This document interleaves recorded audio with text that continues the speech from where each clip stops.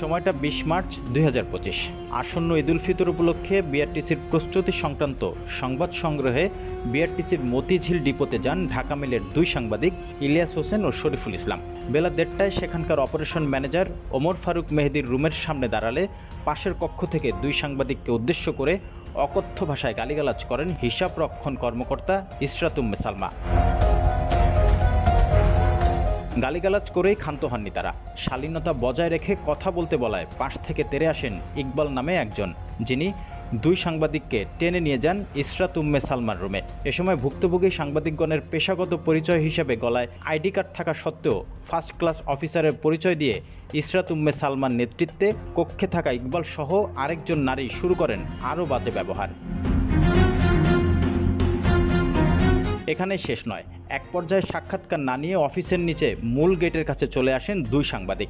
এমন সময় ইকবাল এসে তাদের দুজনকে ধাক্কাধাক্কি করে এবং বের করে দেওয়ার চেষ্টা করে। প্রতিবাদ স্বরূপ দুজন সাংবাদিক এমন বাজে আচরণের কারণ জিজ্ঞেস করায় তিনি কোনো কথা না শুনে আবারও ধাক্কাধাক্কি করতে থাকেন। এ ঘটনা চলাকালীন সময় সাংবাদিকগণ তাদের কাছে থাকা মুঠোফোনের ক্যামেরা অন করে এই অপরাধের চিত্র ধারণ করা শুরু করেন। এরপর কিছুক্ষণের মধ্যেই আরও ৮-১০ জন এসে তাদের উপর হামলে পড়ে। সেই সাথে শুরু হয় টানা হেঁচড়া, গালিগালাজ, এক পর্যায়ে জোর জবরদস্তি কিলঘুষি মেরে মোবাইল সহ কেড়ে নেওয়া হয় পকেটে থাকা সমস্ত কিছু।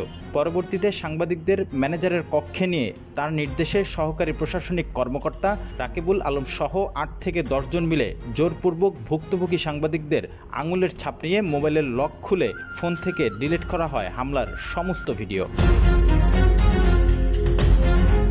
এই ঘটনার তীব্র নিন্দা ও প্রতিবাদ জানিয়ে মানববন্ধন করেছে মাল্টিমিডিয়া রিপোর্টার্স অ্যাসোসিয়েশন MRA।